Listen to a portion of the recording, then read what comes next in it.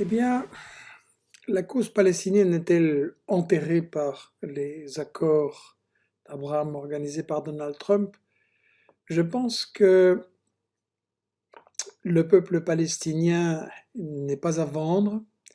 Trump a essayé, avec sa méthode à lui, les gros sabots, des promesses de paquets de dollars et des pressions, des chantages. Mais Trump échouera comme tous les présidents des États-Unis ont essayé avant lui, ont échoué avant lui, pardon, essayé et échoué. En fait, vous savez, nous avons publié un livre qui s'appelle Israël, parlons-en, qui est traduit en arabe, malheureusement pas diffusé, dans lequel un professeur palestinien, Harouri, Nasser Harouri, dresse un bilan de toutes ces soi-disant négociations, rencontres, Oslo, Camp David, etc., où à chaque fois, un président des États-Unis se présente comme l'intermédiaire, le bienveillant intermédiaire, négociateur qui essaye de réconcilier les Israéliens et les Palestiniens. Il a montré que c'était chaque fois du cinéma, du show, juste une photo en fait pour les médias, et que derrière ça, chaque président des États-Unis s'était aligné sur les dirigeants israéliens pour essayer de faire reculer encore plus les dirigeants palestiniens. Parfois ça a marché avec Oslo ou d'autres, et en général, de toute façon, le peuple palestinien n'est pas à vendre, et donc je crois que sa résistance se maintient là depuis plus de 70 ans là. Euh, la solidarité dans le monde ne faiblit pas, les mouvements de boycott se renforcent, Israël en a peur, et on voit une chose, c'est que même dans une grande partie de la population juive jeune des États-Unis, il y a un dégoût par rapport à Israël et un refus de les soutenir, et je crois que ça énerve et inquiète beaucoup Netanyahou et les dirigeants israéliens qui essayent du coup de diaboliser les gens qui partout dans le monde appellent à la solidarité avec les Palestiniens, mais je ne pense pas que Donald Trump obtiendra aucun résultat. Et Biden non plus, on peut en parler. Alors vous me dites, les États arabes défaillants sont dominés par trois puissances régionales non arabes, Israël, Iran et la Turquie.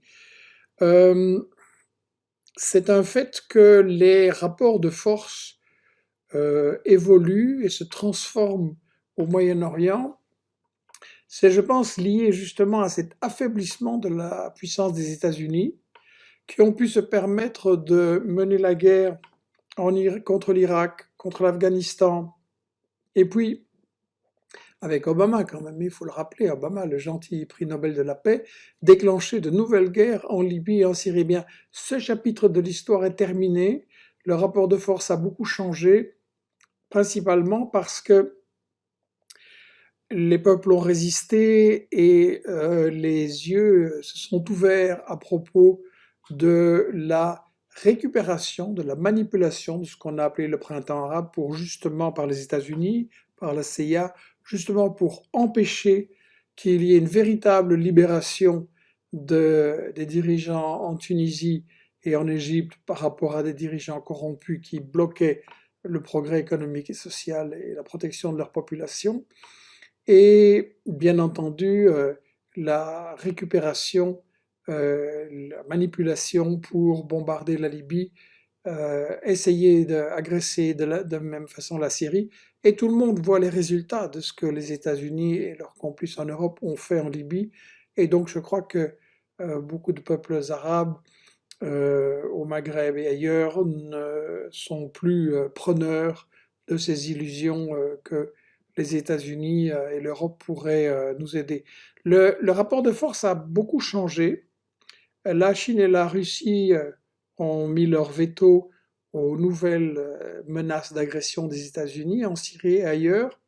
Et je crois qu'il faut voir ça dans le changement complet du rapport de force mondial. Les États-Unis sont déjà dépassés, en fait, quand on calcule bien, par la Chine comme puissance économique mondiale, aussi comme puissance politique, c'est-à-dire que l'alliance entre la Chine, la Russie et l'ensemble des pays d'Asie, maintenant rejoints par l'Iran, par d'autres puissances aussi, ils ont créé une zone de non-ingérence pour les États-Unis, une zone de coopération contre le terrorisme qui fait rage en Asie, ou qu'on a essayé d'implanter en Asie aussi, et une coopération économique et financière. Et donc le poids économique et financier du monde s'est déjà déplacé là.